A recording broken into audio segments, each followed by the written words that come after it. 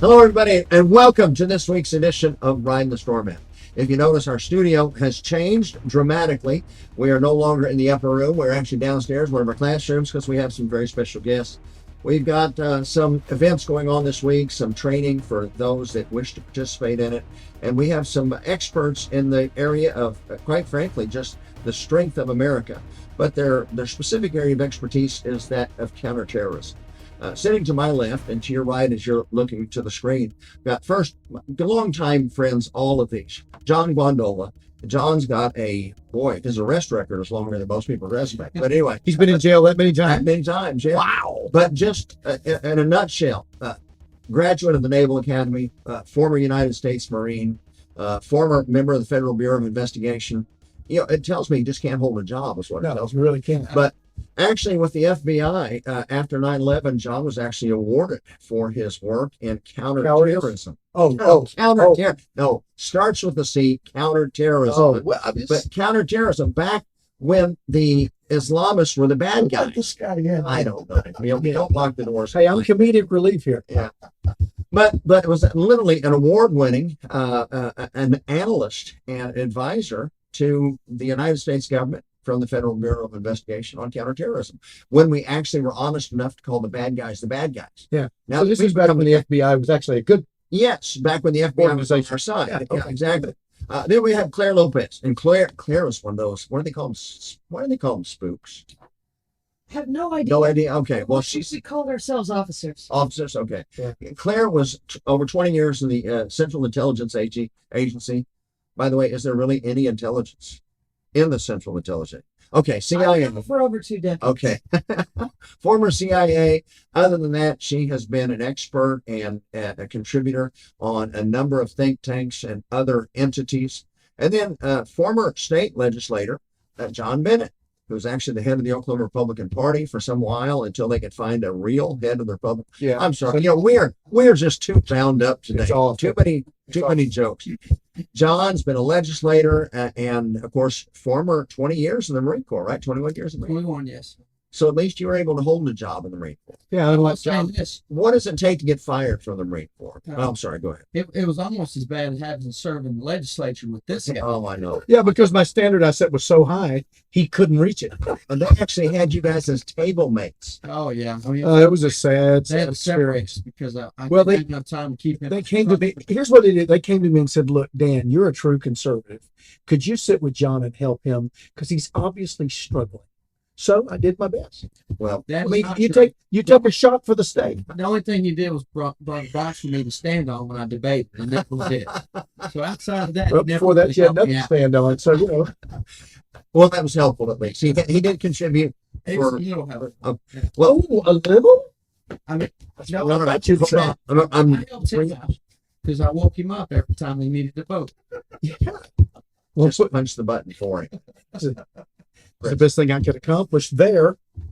On to the broadcast. Okay, let's make it. Now that we're done with this, we have wasted 4 minutes of quality. It's been entertaining. It has been entertaining. Yeah, we have people that tune in. I have no idea why. We try not to actually convey anything educational, but at least they have something to chuckle about.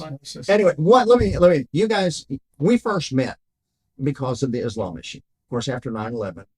The Osama bin Laden was then classified a bad guy. And we recognize that Islam, when you look at the history of Islam all the way back to Muhammad, that there are certainly some troublesome things in the history of Islam. And their declared intentions and also adds to that. A few things to be concerned with. Then, over the last 10 years, really by and large, the subject of Islam has faded from the news.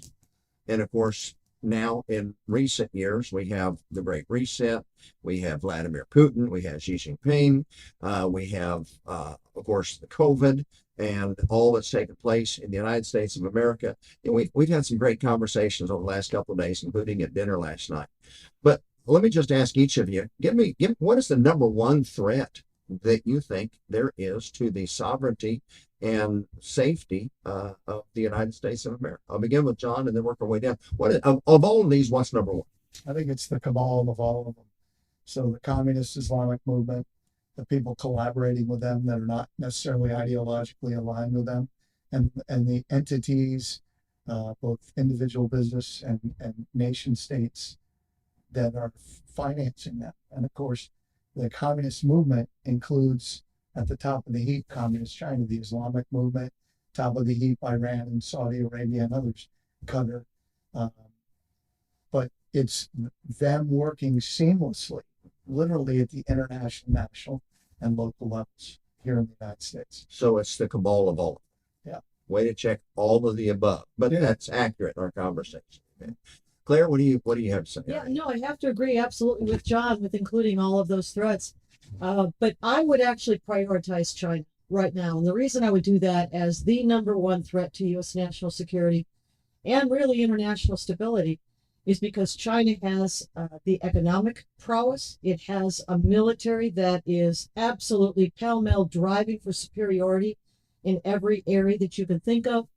And that it has publicized its not just its national image. They want to be the Ba, that is the hegemon of the entire world, all under heaven. But very specifically, have declared themselves, number one, to be at war with the United States of America, and to have plans to attack not just Taiwan, but also to literally to clear the South China Sea of all naval shipping, United States and our allies in the region, like Japan. Well, can I ask them, since they say they're at war with us, is that why we sold them 1 million barrels of our strategic defense Unbelievable. reserve? Just unbelievable. Well, they're at war. They need some help. They can get what the help they need from Russia, and they're getting it. Right. I mean, right. Siberia sits right Yeah. north of them. So You know, my point why- was, obviously I'm kidding around, Yeah. but my point is we don't take their threat seriously is the point, Well, here's part or of at the least our problem. administration. Here's part of the problem. Each area of U.S. Let's say government Yes. is still siloed. So when the military looks at the threat from China, they're looking at their brand new aircraft carrier. They're looking at their new nuclear missile silos built out in the western part of the country. They're looking at their hypersonic missile and cruise Yes, missile capabilities, and it's military. It's hardware. It's technology. And then you've got the State Department, and they're looking at it as a diplomatic issue. So we need to discuss. We need to negotiate. We need to come to some agreement. And they're siloed in that area.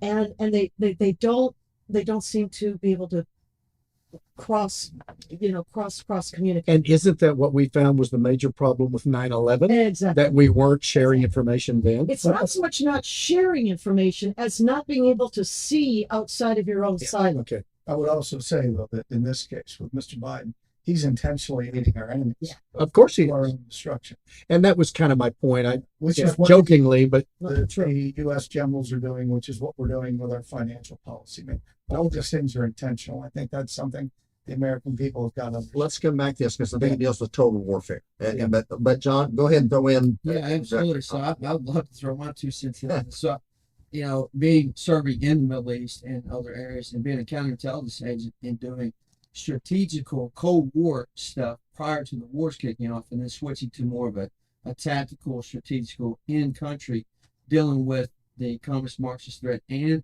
the global Islamic threat. Yeah. I learned a lot of things by experience. Someone punches you in the mouth enough, you realize, you know what, I need to move the next time because that hurts.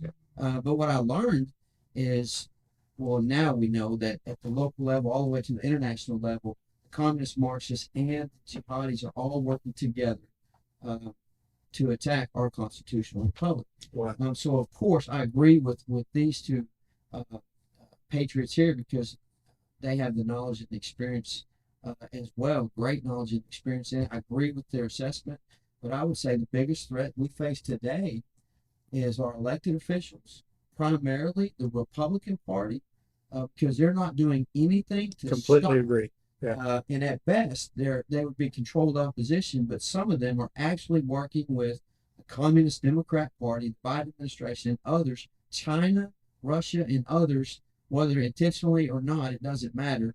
They're still working for the other side, pushing the same agenda. And we, the people, are the ones that suffer in the long run. Yeah. Right now, Right. we're under the gun. We're right in the crosshairs. And if something doesn't change soon, we're going to pay the price. Well, and I think you're right, because Paul and I, we constantly point out that at least the Democrats tell us what they are. They just simply do what they say they are. We, on the other hand, Republicans, say we're one thing, but we do the other.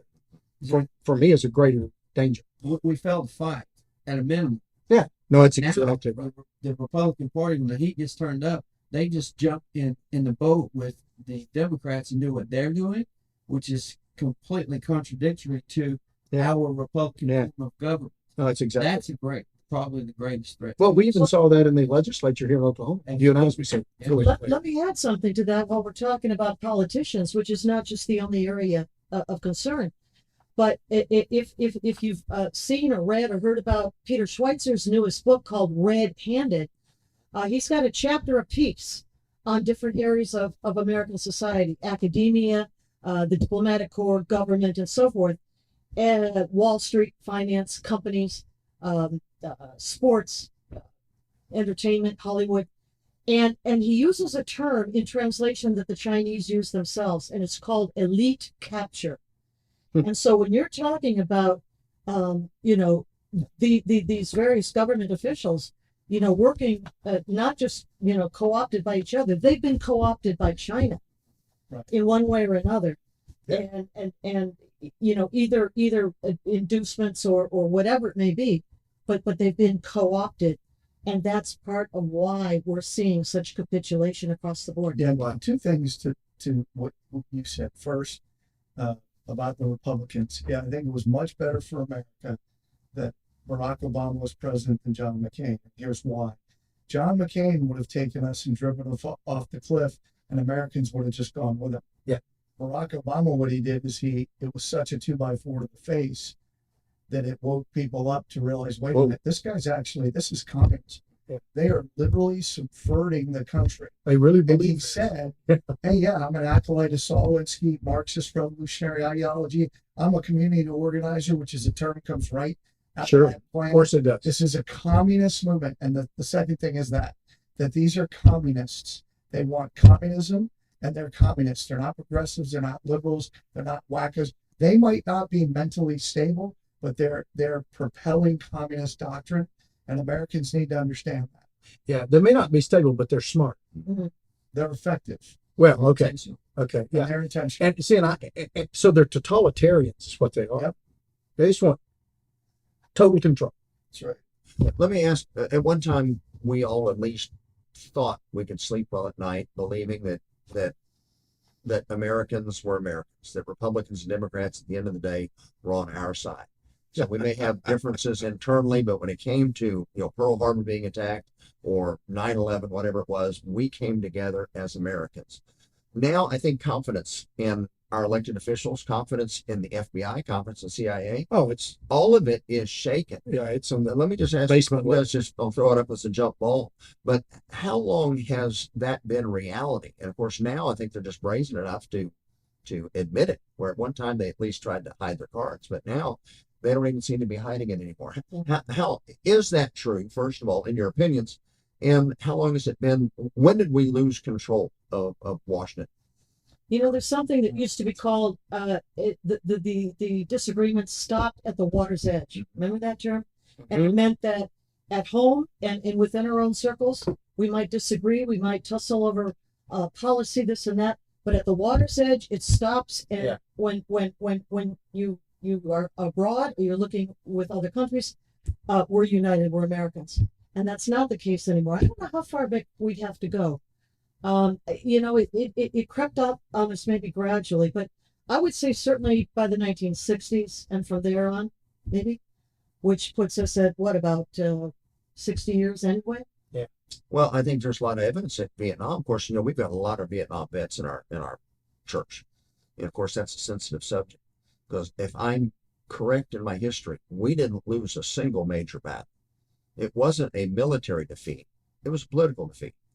Our media surrendered the fight, and we started trying to endear the Viet Cong to the American citizens as part of the oppressed masses.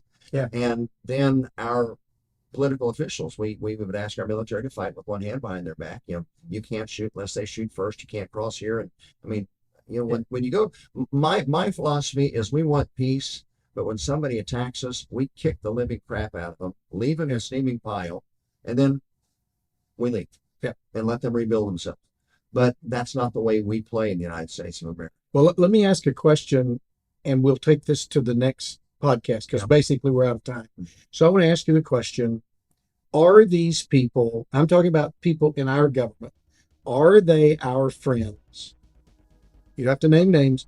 Are they our friends? Are they the friends of liberty, or have we gotten to the place where maybe they are? And how many? Let me ask you, if you Yeah, what's the percentage? What's the percentage of our Congress that you would say is truly Yeah. one of us, a warrior for liberty? What percent? 1%. Okay, so let's hold that. Let's talk about that more in the next podcast. Okay. So that's kind of where we are because we're out of time. So we want to thank everybody for joining us. This week's edition of Ridin the Storm Out with our special guest, Clare Lopez, former FBI, John Guandolo, former FBI, and John Bennett, former seatmate of Dan Fisher in the Oklahoma legislature, now a former lifetime 20-year Marine, and we are honored to have all three of us our guests this week. So Thanks, guys. we'll see you next Thanks week for joining us. our next edition of Ridin the Storm Out. Till then, God bless you.